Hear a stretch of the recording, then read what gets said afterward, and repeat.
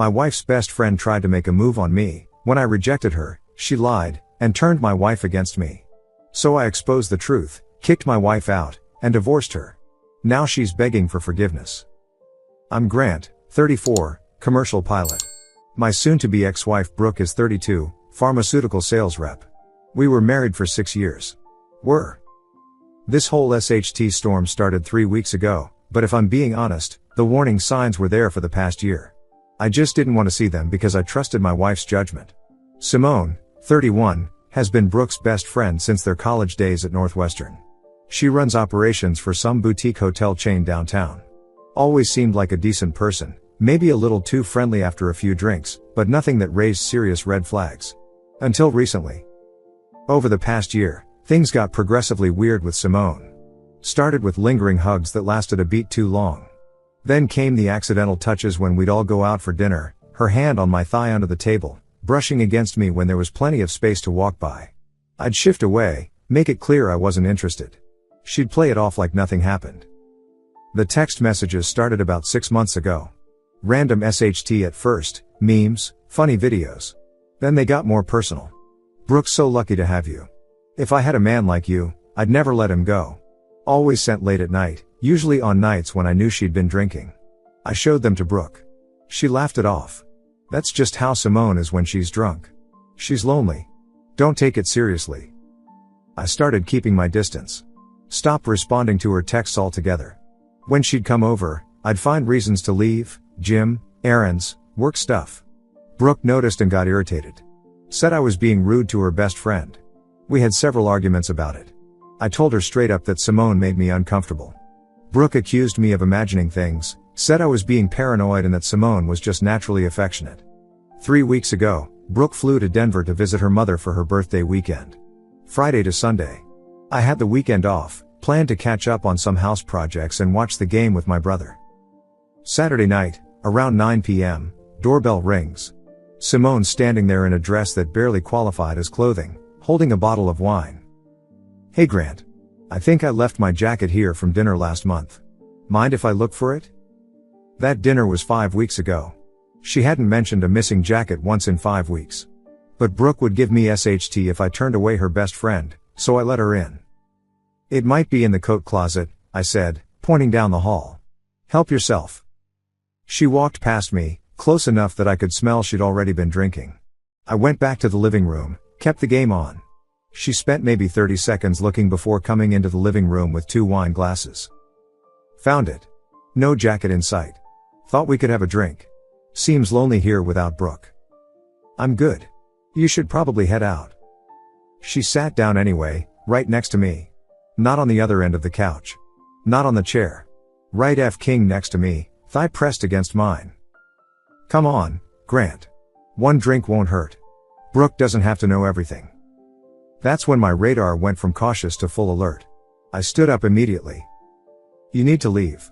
Now. She stood up too, moved between me and the TV. What's wrong? We're both adults. Brooke's in Denver. She'll never know. Get out of my house. She stepped closer.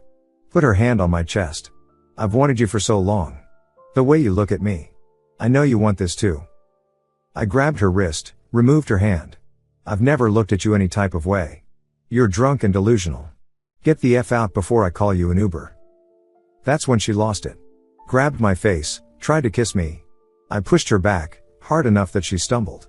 She caught herself on the coffee table. You F-king idiot. You've been leading me on for months. Leading you on? I don't even respond to your pathetic texts. She started crying. But not sad crying. Angry crying. You think you're so much better than me? You think you can just reject me? Something in her tone made me pull out my phone. I started recording audio, kept it in my hand by my side. Simone, you need to leave my house right now, or I'm calling the police. Call them. I'll tell them you tried to rape me. Are you F-king insane? Who do you think they'll believe? Who do you think Brooke will believe? Her husband who's been acting strange around me, or her best friend of 12 years? Get out. She grabbed her purse, headed for the door.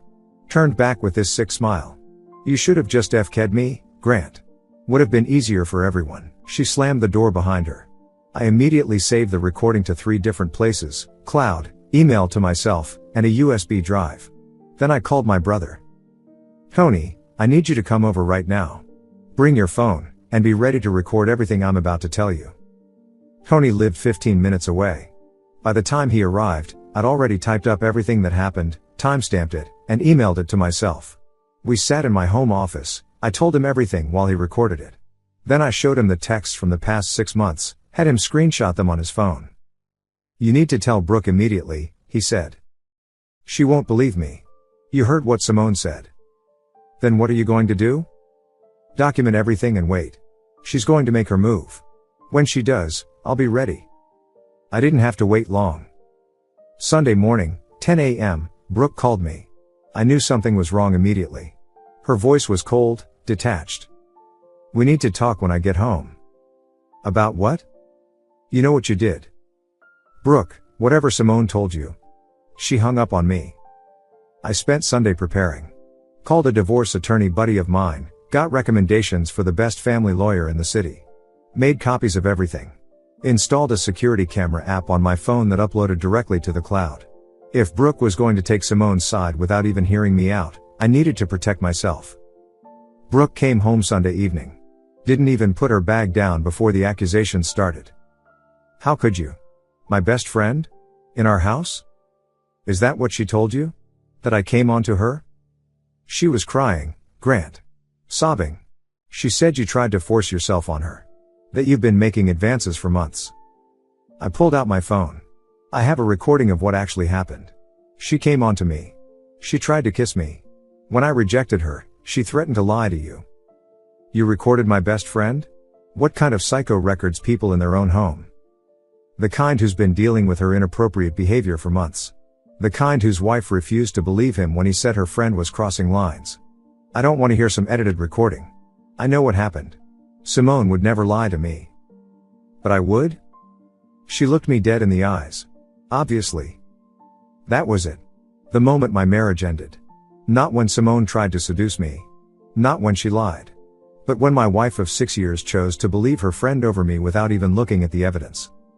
Sleep in the guest room, I said. I'll be filing for divorce tomorrow. Are you serious? You try to assault my friend and now you're divorcing me? No, I'm divorcing you because you just showed me exactly where I stand in your life. Below Simone. Below your need to be right. Below basic F-King logic. I went to our bedroom, locked the door. She banged on it for 20 minutes, alternating between calling me a cheater, a rapist, and a coward. I put on my noise-canceling headphones and started researching divorce lawyers. Update 1, posted 3 days later. SHT has escalated beyond what I could have imagined. Monday morning, I took a personal day and met with Patricia Reeves, supposedly the best divorce attorney in the city. Retainer was steep, but worth every penny for what came next. I laid out everything, the texts, the recording, Brooke's reaction. Patricia listened, took notes, then said something that chilled me. This won't be the end of it. If Simone's willing to make false accusations to your wife, she might go further. We need to be proactive. She recommended a private investigator. Said it seemed extreme but trust her instincts. Best money I ever spent. Meanwhile, Brooke had moved into the guest room but was giving me the silent treatment. Fine by me. What wasn't fine was what I discovered Monday afternoon. My phone started blowing up with texts from mutual friends. Simone had been busy. She'd told everyone in our social circle that had tried to assault her. That she'd barely escaped. That she was too traumatized to go to the police but wanted to warn other women about me. My brother Tony was the first to tell me. His wife had gotten a call from Simone. Bro, this BCH is trying to destroy your life. I know. No, you don't understand. She's calling everyone. She called my wife crying, saying you cornered her, tried to rip her clothes off. Lisa didn't believe her for a second, but others might. I forwarded everything to Patricia. Her response was immediate: don't respond to anyone. Don't defend yourself on social media. Let me handle this. Tuesday, the Pi called me. His name was Raymond, former cop, been doing this for 15 years. I've found something interesting about Miss Simone. This isn't her first rodeo. What do you mean? 3 years ago, similar situation. A woman named Dana filed a restraining order against her. Dana's husband claimed Simone tried to seduce him, Then told Dana he assaulted her when he refused. Sound familiar? Holy SHT. Gets better. Dana and her husband divorced. Guess who started dating him 6 months later? Simone? Bingo. Lasted about a year before he filed his own restraining order. I'm tracking him down now. I shared this with Patricia. She practically rubbed her hands together. This establishes a pattern of behavior. Keep your pie on it. We're going to bury her. Tuesday night, Brooke finally broke her silence. Not to apologize or ask for my side. No, she wanted to know why I'd emptied half our savings account. Lawyer, retainer, and protecting myself from your psycho friend's lies. You're really going through with this? Over a misunderstanding? A misunderstanding? Your friend tried to F me, then lied about it, and you believed her without question. That's not a misunderstanding. That's a betrayal. She's traumatized, Grant. The least you could do is apologize. Apologize for what? Not F-king her? For having enough respect for our marriage to turn her down? You're delusional. She started crying. I don't even know who you are anymore. That's the first honest thing you've said. You don't know me. If you did, you'd know I'd never do what she accused me of. Wednesday morning, breakthrough. I'd been going through our shared iPad when I found something in the recently deleted folder.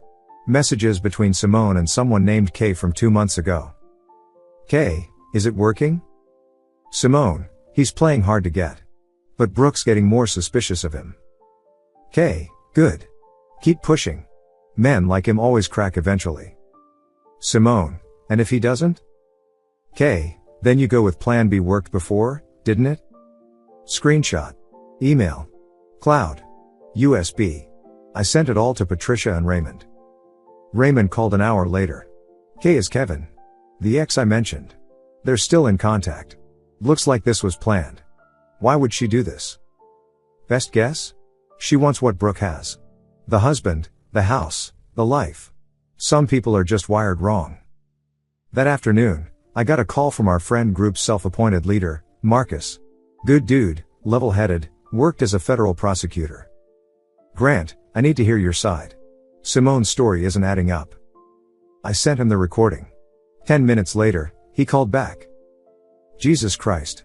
You need to send this to everyone she's lied to. My lawyer says to stay quiet. Your lawyer's probably right, but Simone's destroying your reputation. At least let me share this with the group. Fine. But it comes from you, not me. By Wednesday night, the tide had turned. People who'd been avoiding me were texting apologies. Simone was getting uninvited from upcoming events. Someone even sent me screenshots of her melting down in the group chat, calling everyone traitors and claiming I'd doctored the recording. But Brooke? Still in denial. Even with our friends confirming they'd heard the recording, even with people telling her Simone was lying, she insisted there must be more to the story. Thursday, everything exploded. Update 2, posted 1 week after initial post. The last few days have been a masterclass in watching someone's web of lies unravel. Thursday started with Brooke attempting to play mediator. She actually had the audacity to suggest the three of us sit down and talk through this misunderstanding. I laughed in her face. There's nothing to talk about. Your friend is a predator and a liar. I want nothing to do with her, and after the divorce is final, nothing to do with you. You're being ridiculous. One incident and you're throwing away our entire marriage? One incident? I've been telling you for months she was inappropriate. You dismissed every concern. And it's not the incident, it's that you believed her over me without even listening to my side. She stormed off to work. An hour later, Patricia called. Simone made a mistake. She's been texting Brooke, and her story keeps changing. First you cornered her in the kitchen, then it was the living room. First she fought you off, then she says she ran out. Brooke's been forwarding the messages to a friend asking for advice. That friend? Married to one of my paralegals. So Brooke's starting to see the cracks? Possibly. But here's the interesting part, the pie found Dana's ex-husband. He's willing to provide a sworn affidavit about what Simone did to them. By Thursday afternoon, I had the affidavit. This poor bastard's story was almost identical to mine. Simone came onto him during a girls' weekend when Dana was away. When he rejected her, she told Dana he'd been sexually harassing her for months. Dana believed Simone, divorced him. 6 months later, Simone was dating him, claiming she'd forgiven him and wanted to help him heal. Their relationship ended when she became violent after he tried to break up with her. I didn't share this with Brooke yet.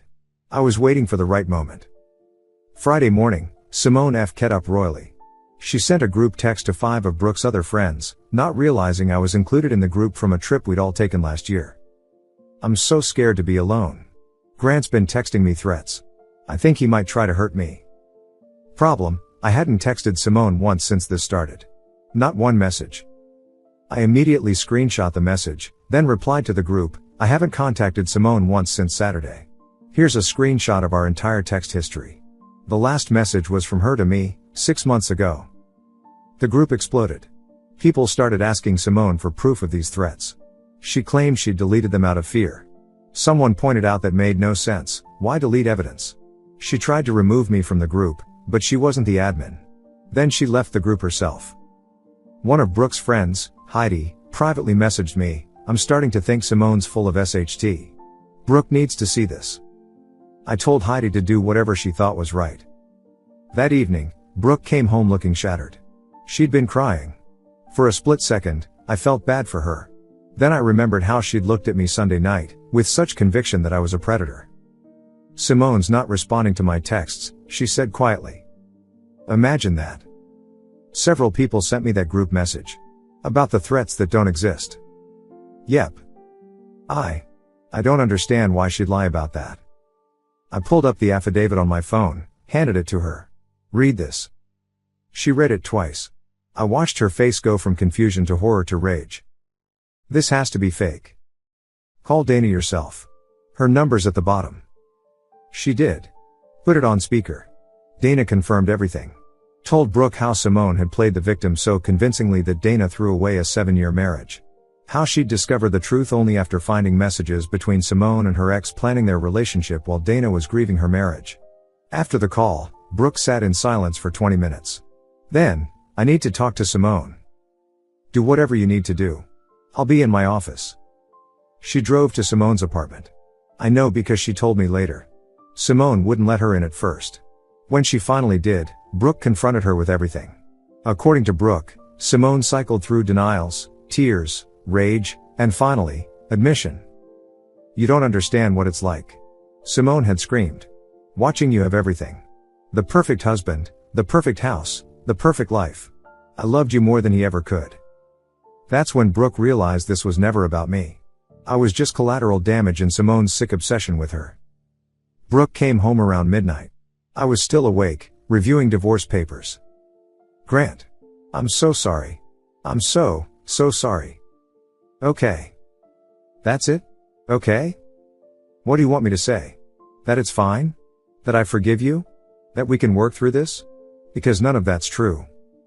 I made a mistake. No. A mistake is forgetting an anniversary. A mistake is a bounce check. You chose to believe I was capable of sexual assault rather than consider your friend might be lying. That's not a mistake. That's a fundamental lack of trust and respect. Please. We can do counseling. We can. I've already filed. You'll be served Monday. I suggest you get a lawyer. She broke down completely. Sobbing, begging, literally on her knees. The woman who 5 days ago looked at me with such disgust was now groveling. I felt nothing. Absolutely nothing. You can stay in the guest room until you find a place. I'll be civil for the logistics. But we're done. I went to bed. She spent the night in the guest room. I could hear her crying through the walls. Still felt nothing. Update 3, posted 2 weeks after initial post. The last week has been a circus of chaos, but I'm finally seeing the light at the end of this SHT tunnel. Monday, Brooke was served at her office. I know because she called me 15 times in an hour. I didn't answer. She texted that it was humiliating and cruel to have her served at work. Patricia had actually suggested it, said it would make her take this seriously. That night, she tried to initiate the talk again. Said she'd already started therapy to understand why she didn't trust me. Started listing all the ways she'd change. I've cut Simone off completely. I've blocked her on everything. I told all our friends what she did. Good for you. I'm going to individual counseling and I found a couples therapist who specializes in betrayal trauma. Waste of money. We're not a couple anymore. How can you be so cold? How could you be so quick to believe I was a rapist? That shut her up. Tuesday, Simone escalated. Despite having no grounds, She tried to file a restraining order against me, claiming I was harassing her. The judge took one look at the complete lack of evidence and threw it out. But she didn't stop there. She started contacting my employer, trying to get me fired. Claimed I was a danger to female passengers. Big mistake. Huge. My airline takes these accusations seriously, but they also have a zero-tolerance policy for false reports. I provided them with everything: the recording, the affidavit, the text messages, the PI's report. Not only did they clear me, but they forwarded everything to their legal team. Turns out, filing false reports with an airline can be considered interference with aviation safety. Federal crime territory. Patricia was practically giddy. She just handed us a defamation case wrapped in a bow. Wednesday, Raymond the PI called with more dirt. He'd been digging into Simone's work history. 3 different jobs in 5 years, always leaving under mysterious circumstances. He tracked down a former coworker who said Simone had been quietly let go from her last position after making false harassment claims against a married superior who rejected her advances. "This woman has a pattern that goes back years," Raymond said. "She's a serial predator who uses false accusations as weapons." I forwarded everything to Brooke's lawyer.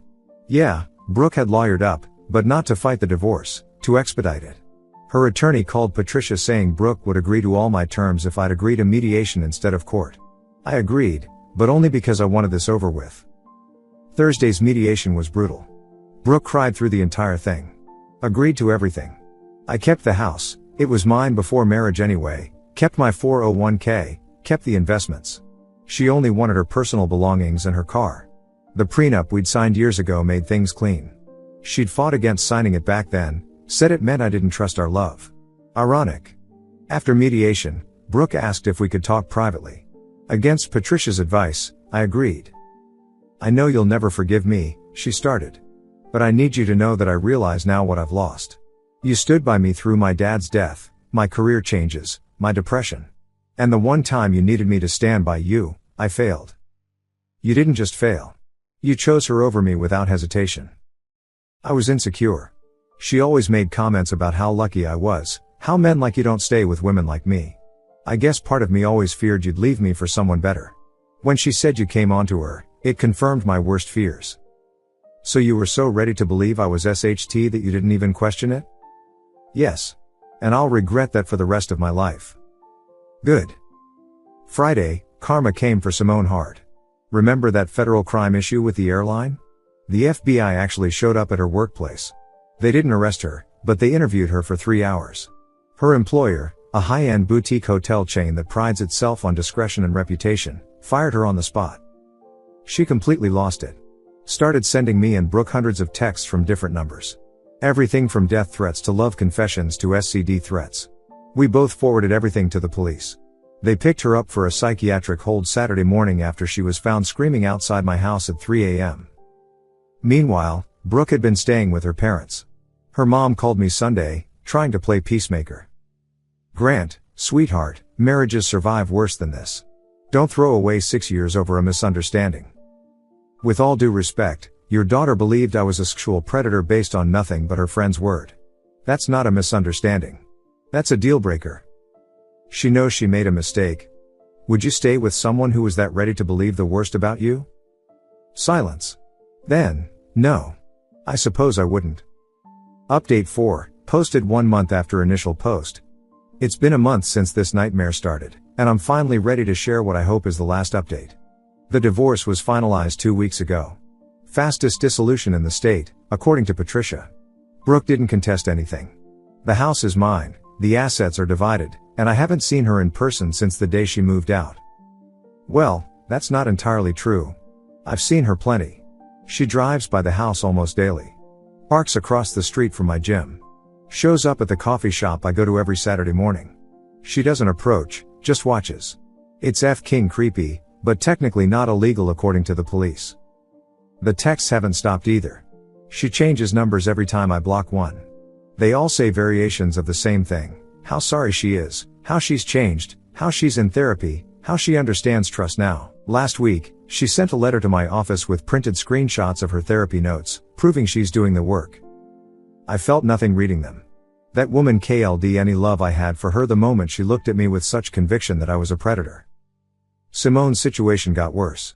After her psychiatric hold, she was charged with harassment, making false reports, and cyberstalking. She pled guilty to avoid jail time but got 2 years probation and mandatory therapy. She also has to pay restitution for the legal fees I incurred. She's living with her parents in Michigan now, apparently working at a call center. Karma's a BCH. The aviation investigation cleared me completely, but the stress of it all made me take a leave of absence. Used the time to get my head straight. Started seeing a therapist myself, not because I think I did anything wrong, but because being falsely accused of something that heinous FS with your head. The best part? I'm dating again. Met someone at my brother's barbecue 3 weeks ago. Her name's Riley, she's 29, works as a civil engineer. She knows the whole story, hard not to since half our mutual friends were there for the drama. She said what impressed her most was how I handled it all without losing my cool or stooping to their level. We're taking things slow, but it's nice being with someone who doesn't make me feel like I need to document every interaction for my own protection. Last week, Brooke's dad showed up at my door. Good man, always liked him. He didn't come to plead her case. I came to apologize, he said. I raised her better than this. When she told us what happened, how she reacted, I was ashamed. You deserved better. Thanks, Rod. That means a lot. She's not doing well, Grant. Hasn't been to work in 2 weeks. Just sits in her childhood room, writing letters to you. That's not my problem anymore. I know. I'm not asking you to forgive her. I wouldn't. Just wanted you to know that her mother and I support whatever you need to do to move on, including a restraining order if she doesn't stop. I appreciated that, but I haven't filed one yet. Part of me hopes she'll eventually accept reality and move on. Yesterday, I ran into one of Brooke's friends at the store. She told me Brooke had been manifesting our reconciliation, that she'd created a vision board with our wedding photos and was convinced the universe would bring me back to her. The delusion is real. But the strangest development came this morning. I got an email from Dana, the woman Simone had manipulated before. She thanked me for exposing Simone's pattern and said my situation had inspired her to reach out to her ex-husband to apologize. They're not getting back together, but she said it gave them both closure they needed. You standing your ground and not forgiving Brooke shows strength most men don't have, she wrote. Don't let anyone tell you you're being too harsh. Those of us who've been falsely accused know the damage it does. And those who believe the accusations without question are just as guilty. She's right. Everyone wants me to forgive Brooke because she was manipulated and made a mistake. But she wasn't manipulated into believing I was capable of assault.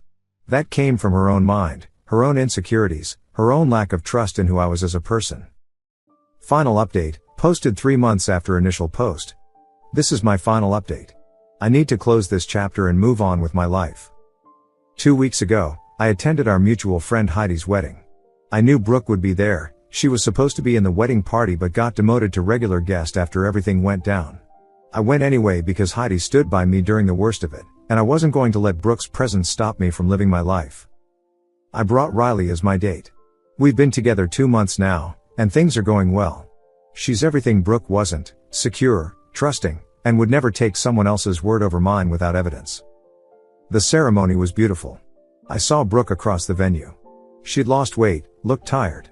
She saw me with Riley and her face just crumbled. She excused herself and didn't return for 20 minutes. During the reception, she approached our table while Riley was in the restroom. First time we'd spoken face to face in over 2 months. Hi. Brooke. You look good. Happy. I am. Is she? Is she good to you? That's not your concern. She nodded, tears forming. I know. I dream about that night all the time. The night Simone came over. I dreamed that I came home early, that I caught her in the act, that I believed you from the start. I wake up and for a second, I think it was all a nightmare. Then I remember it's real and I destroyed everything. You did. I know you hate me. I don't hate you, Brooke. I nothing you. You're just someone I used to know who showed me who they really were when it mattered most. That's worse than hate. Maybe. Riley returned. Brooke looked at her, then back at me. She's beautiful. Inside and out. Does she trust you? Completely. Because I've given her no reason not to, and she's secure enough to know I never would. That hit her hard. She excused herself and left the reception entirely. Heidi told me later that Brooke had called her sobbing from the parking lot, saying seeing me happy with someone else was the worst pain she'd ever felt. Good. The restraining order I mentioned considering? Had to file it last week. Brooke had started showing up at Riley's work, trying to warn her about me. Not about any wrongdoing, but warning her to never doubt him like I did and treasure him because you'll never find another man like him. Riley was freaked out, rightfully so. The row was granted immediately given the documented pattern of stalking. Brooke's response to being served?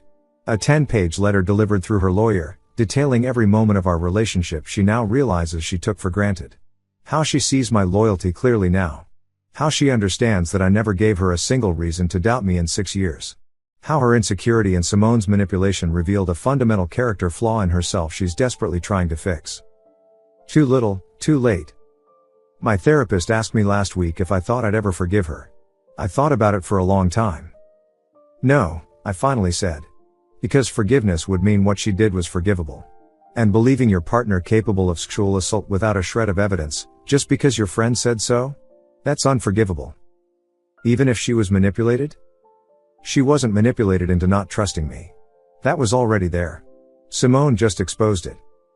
And that's the truth I've come to accept. Brooke always harbored doubts about me, always thought I was too good for her, always waited for the other shoe to drop.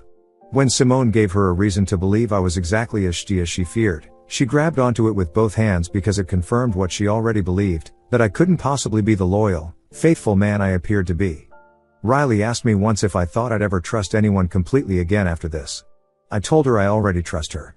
The difference is, I also trust myself now. I trust my instincts when they tell me something's off. I trust my judgment when someone shows me who they are. And I trust my decision to walk away from anyone who doesn't deserve my loyalty. Simone is gone, relegated to a cautionary tale we tell at parties. Brooke is becoming a ghost, fading from my life despite her desperate attempts to cling to relevance. And me? I'm flying again, literally and figuratively. Back in the cockpit, back in control, back to being the man I was before two broken women tried to destroy me. They failed. I survived. I thrived. And I didn't forgive a King thing. That's my story. I'm closing this account now. To everyone who supported me, called out the BS, and reminded me that standing up for yourself isn't cruel, thank you. To anyone in a similar situation, document everything, trust your gut, and never apologize for refusing to forgive someone who didn't believe in you when it mattered most. Your trust, once broken, is not required to be rebuilt. Sometimes the best closure is a locked door. Grant, out. Thank you so much for watching until the end. If you really like our videos, please don't forget to like, share, and subscribe. Have a great day.